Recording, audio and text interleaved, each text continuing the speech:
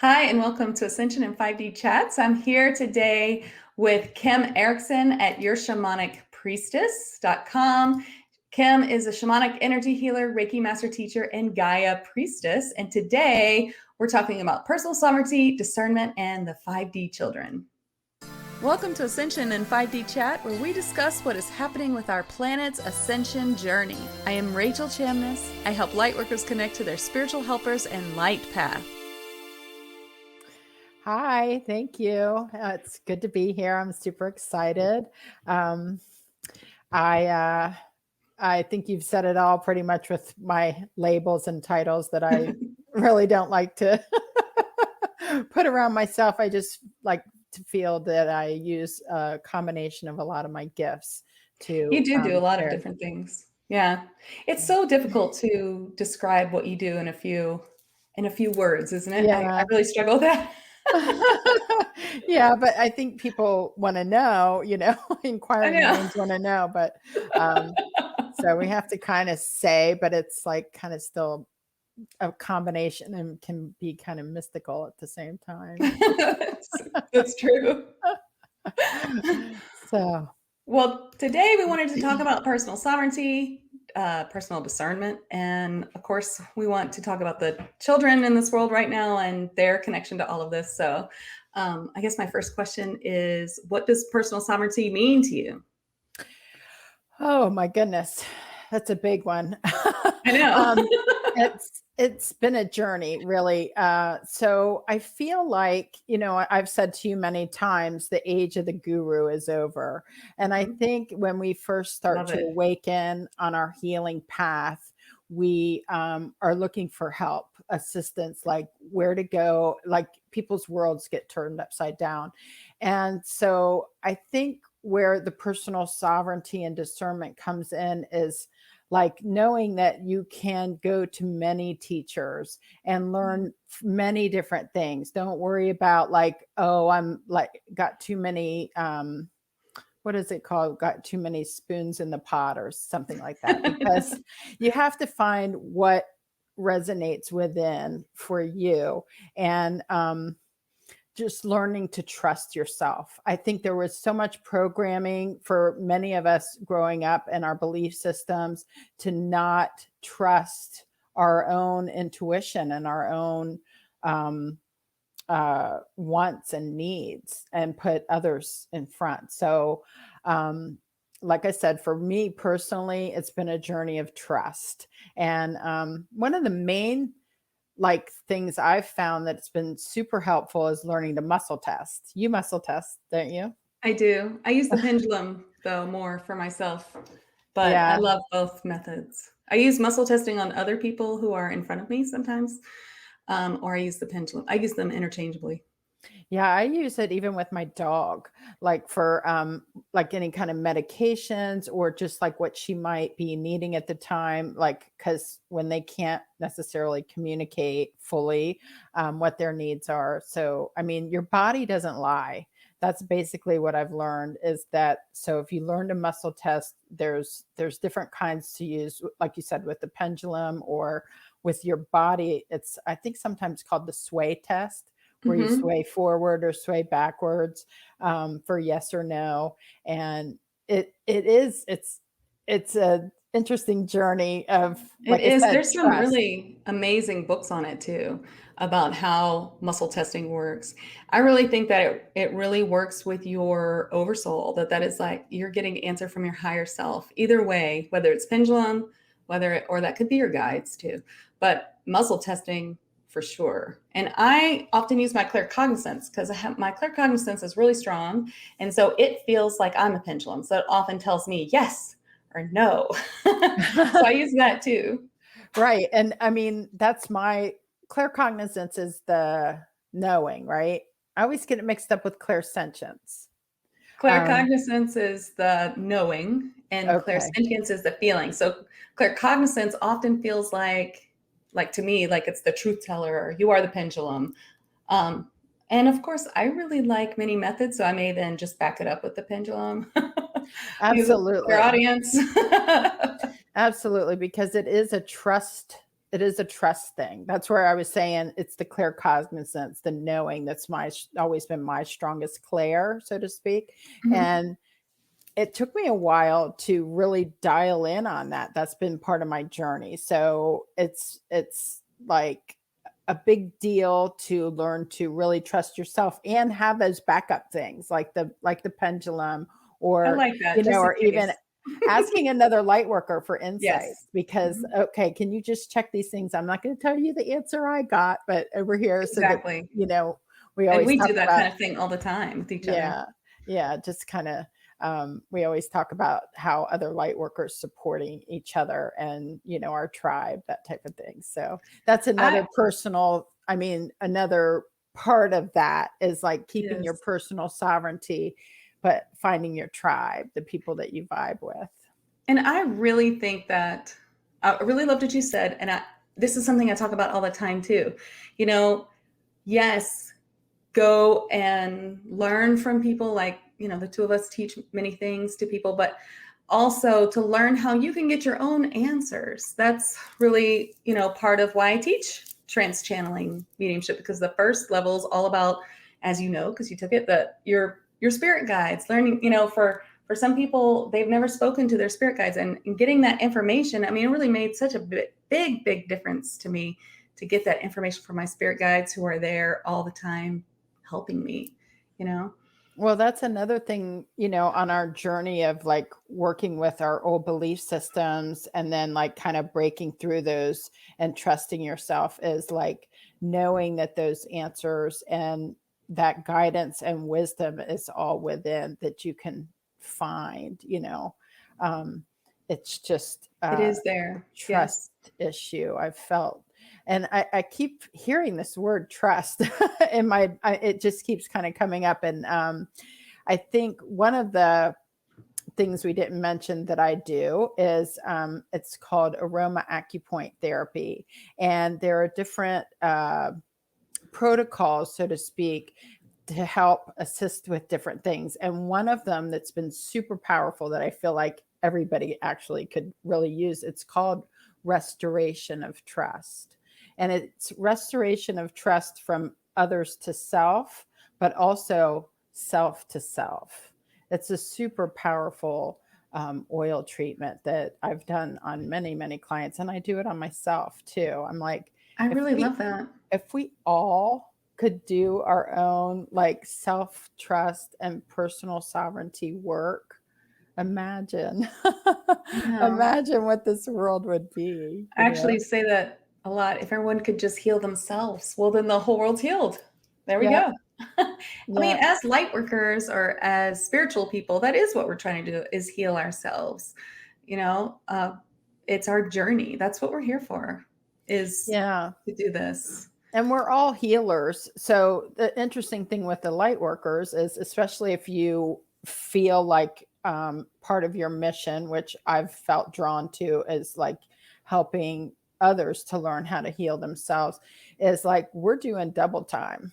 We're healing ourselves, we're working on ourselves, and we're also holding space and teaching and helping others to learn. So it's super important. We talk about this all the time too. It's just the self-care aspect. Self-care. It's so important. Yeah. And I was going to say before, trust yourself, learn discernment. Totally fine to listen to 5 different people on the same subject and take what resonates with you, and be okay with, I don't resonate with this one thing Rachel said, and that's okay. I still like everything else she said, but for me, that one thing doesn't work. But when Kim says it, well, that makes a lot of sense to me. And I resonate more with the way that Kim says that, or way Kim is thinking of that, that is fine. And we should all be doing that, but it's just as important to trust what you're taking, trust that you are getting correct information. And also, when you're not sure, maybe you're not sure you're clear, or the issue is such a trigger point, to be able to also ask. It's also okay to go to someone and get some help. As light workers, a part of my self-care is sessions. I have sessions on myself too. I hold space for a lot of people in tag and my monthly membership, a lot of people in sessions. And so I have to have my own sessions too. Really, I want to make sure that I'm a clear vessel, you know? Yeah. And when you say clear, I mean, it definitely kind of like what you were saying about like one thing Rachel says or one thing Kim says, it's like kind of just knowing where you're at the time in your process, because you That's might true. be detoxing something huge and it might just be like, oh, whoa, I can't work with this right now. You know, I need to take care of myself over here. Like if you're having a huge physical detox or something. And it may not be So, true for you at the time. It could be that, you know, that's just not something, that's not, I need a layer before that. Or perhaps that was true last week and now I need an additional layer, or I need more clarity.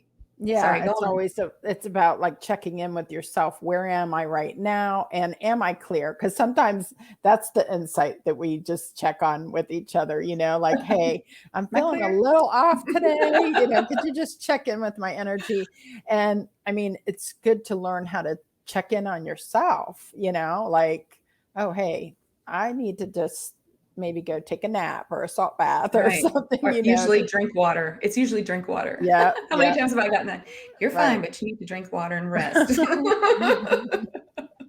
Well, I feel like we all do so much work that like many of us are dehydrated too. And like, Oh, I can't work unless I drink a lot of water. When I do spiritual work on people, I have to drink a lot of water or it just won't work. oh yeah. And then afterwards I'm Extra. starving. So I'm like, I hope I'm Yes. burning calories while I'm doing this. I really hope that that's true. It feels Yeah. like it. We're all starving afterwards, you know, but I think that's part of the territory. So I tried to uh feed people after sessions for years, like, do you want to, you know, be kind bar or something? And everyone always turned me down. I was so now I'll just ground people before they leave. yeah, well, that's the grounding, the kind bar, if it has the Yeah, chocolate or nuts or nuts. whatever like that. Yeah. And grounding's another thing we have to do like constantly, you Yes, know. So, grounding is very, very important. yes. So, as far as like with, you know, the awakening process and learning your personal discernment, we also wanted to tie in talking about the children that are coming in these days. It's So, amazing what's happening with children right now. I mean, I'm just amazed. I mean, at my child, at other people's children, the things people tell me, you know, I do sessions on children too. So I get, you know, a lot of emails about, can you help my child with this or that? And it's just the things that I hear are just amazing. well, you have to think about like you know, we're as a generation or like a couple of these generations that are in here a little bit older and grown, we're waking up, especially after like being in isolation from the pandemic and like having going inwards. A lot of people are waking up. And so you have to think, well, the children are waking up too, you know, like I call it like your time clock's going off, right? All of a sudden it's like a switch is flipped. And We are so, in the midst of ascension. Everybody is either waking up or falling away, I feel. yeah, and the babies that are coming in right now, well, they're awake. They're They're already awake. just wide open, And the awake. golden children. So I would say anyone under 5 right now is totally lit.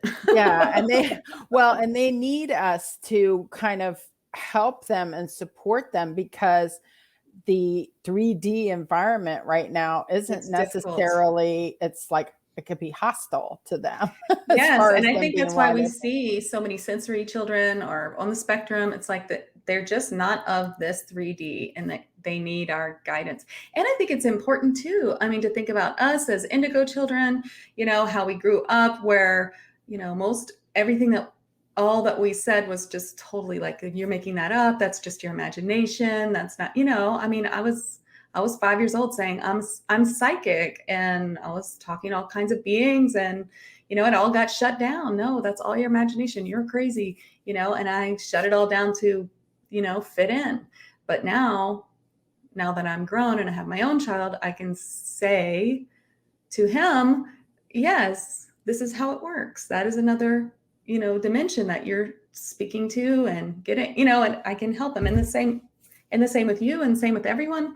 Now we're able to, we had that negative experience and then we can change it to a positive one, which is I mean, how parenting works anyway, with everything. You know, I had this negative experience. I'm gonna make sure my child has a positive experience. Right. And we had to work so hard to reopen our gifts and to reconnect too. Seriously. And it's an ongoing process.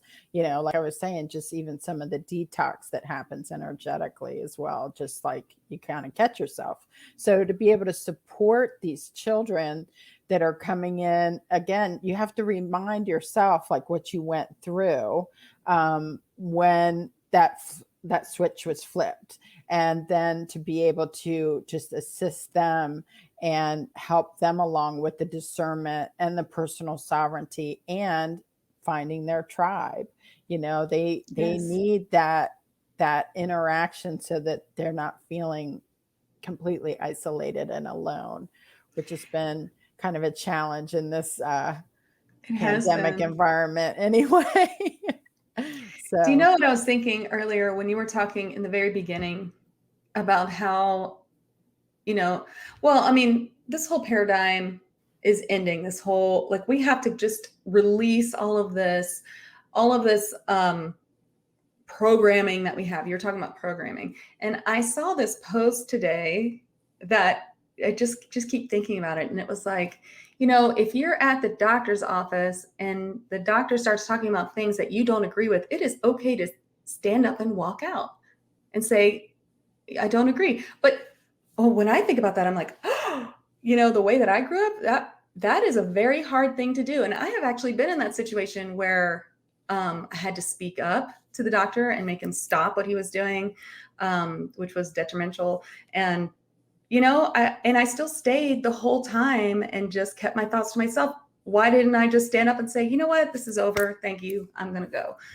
But we are programmed not to do things like that. I mean, how many people are attacked because they're programmed to be nice? They don't want to be, I don't want to hurt this person's feelings because they're giving me a bad vibe and I'm scared. Just be scared, or just be like, hey, don't come close to me. Right. And there's your personal sovereignty. Yeah. There's your boundaries, and it is like that. We were kind of, and even the generation before, like my mom or whatever, like they were taught like what the doctor said was like gospel. It was like God, like they had the not just the doctor, but everything. And I just found that like, and sometimes before I started on this path, I would go to the doctor and maybe they give me a prescription and I would get the prescription filled, but I wouldn't take it.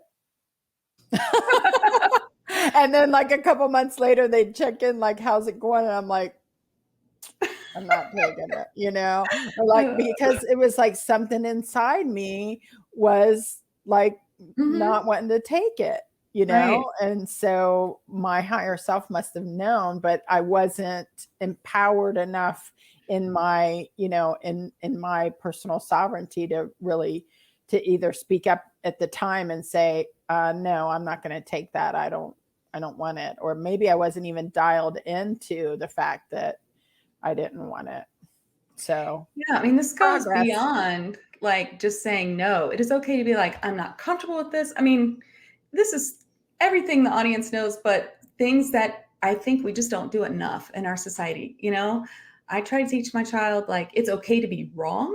It's okay to accidentally offend someone versus getting hurt. I'm not comfortable. I'm leaving. And then, better than getting hurt. We're just taught to just placate, Yeah. And that's a big thing I think we're leaving behind right now.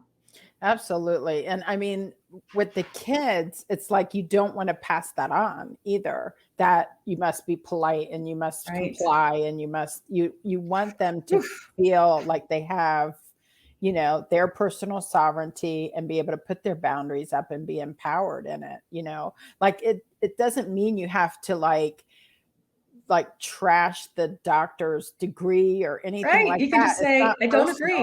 I'm sorry. It's not personal. This is me and that's you.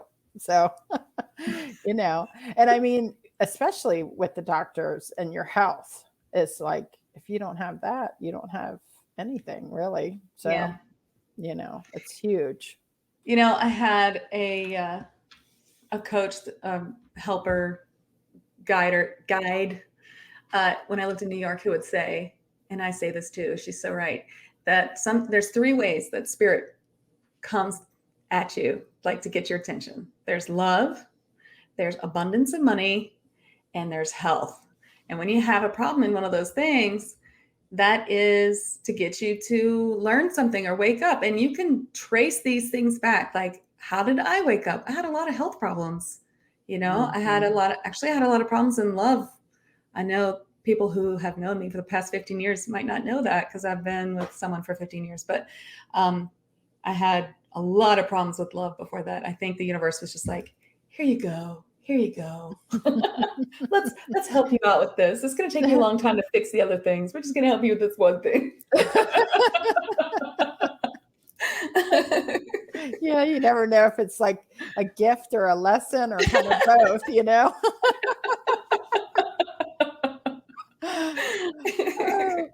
Well, there's the discernment part of it too, is just kind of learning and growing and expanding with those things. That's really super cool. With the 3 things, I think that's really nice. I've never heard that before. I think it's so true. Well, we learn a lot from my health. I've learned so much. It's incredible. Or just anything where you are looking to improve yourself, can lead you to spirituality, I think. Yeah. And it's a journey of learning, because the other piece that I was just thinking of that you kind of brought to my attention or just sparked was that a lot of my messages in the beginning came through other people. And so again, I had to learn, is that coming from spirit, or is that coming from them as a person, what they want, So it really had to teach me how to discern that, because like I think sometimes if you hear the same message through like 3 or 4 different people, 3 times, it's your spirit guides. Especially if they're like, I don't know why I'm saying this, but this is what I'm about to say, and you're like, oh, I know why you're saying it, because 2 other people just said it. Right? That happens to me all the time. Yeah, it's like, oh, I'm not okay. sure if this makes sense, but I'm like, here it goes. Here's the same thing I just got. Yeah. Oh, here's another way to tell. I know. So, because my students work on me too. So it's funny the messages I get. Yeah. I'm like, here comes something. They're like, I'm not sure about this. I'm like, yes, 100%. Yep. Heard it before. Believe it or not. Yeah. It took me a while too. When I was first like learning to, to flow and with clients, and at first it'd be like, I might see a purple duck sitting in a tree. And I'm like, do I tell them about this? Like, why am I seeing this? And then as soon as I would say it, they'd be like, oh yeah, my grandma had this painting of a purple duck up in a tree, oh yeah, whatever. And it's like, I teach my students that you have got to say the craziest things are the things that are so true. And that's what's going to get you that. You need to get that confirmation to help build your what's the word? So that that you're on the right track. You get that confirmation over and over, and then you start to realize, okay, I just need to say the crazy things. Yeah. And then again, it goes back to the programming of like being told our imagination isn't real. So a lot of times, even like say in a guided meditation or something, like if you use your imagination at first to like bump yourself into a journey, and then just let go, it'll just come. And it's again, learning to trust that that's really real. That's probably more real than I absolutely do not believe that imagination is not a real thing. To me, I believe that imagination is your spirit guides giving you a message, or your spirit guides helping you learn to work in other dimensions, or it's some sort of teaching to you, like learning how to manifest, or helping you get to some idea or some part of your light path. I mean, I really believe, and the same with dreams. I feel like dreams are not, just your subconscious trying to talk to you. I don't think that either. I think you're in another place, you're in another time, you're in another life, you're in an alternate life, or you've gone somewhere crazy, wild, 7D that your 3D brain makes no sense of. So it makes total sense. And you come back in your body, you wake up and you're like, huh? That doesn't make any sense. You try to tell someone, suddenly it's like, and then I don't know, wait. It doesn't make any sense anymore because your 3D brain is just like, I don't know. But your multidimensional person being understood it at the time. And many times too, I feel like it's a healing, a release of something in your subconscious. It might be a healing from a past life or a future life or, whatever like that with the dreams. It's like creative creation, which is probably as close to source as you can get with your imagination, with your dreams, you're creating. And whether you put that down into, say, like an art form or whatever, but that's part of your imagination and your dreaming as well. Yeah. And I mean, I think your subconscious does come into play, of course, because that's what you're going through right now. That's what you're working on. So there you go in your dreams, going to work on it, or getting a healing or, learning something. I mean, sometimes your dreams teach you something.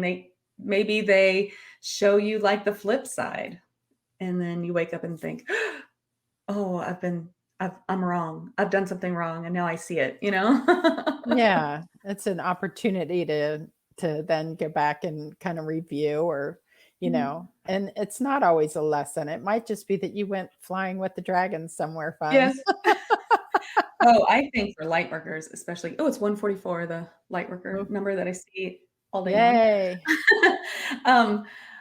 For Lightworkers especially, I think, if you're not doing enough Lightworking during the day, well, guess what? Now that you're going to sleep, you're going to work your butt off. You'll wake up thinking, why am I so tired? You just went and healed all kinds of people. You were doing all kinds of really important stuff. Too bad you can't remember it in the 3D. Well, it must not be meant to, you just know that you feel like you've been run over by a train or whatever. And sometimes you're just asleep. I remember nothing, but I feel much better now.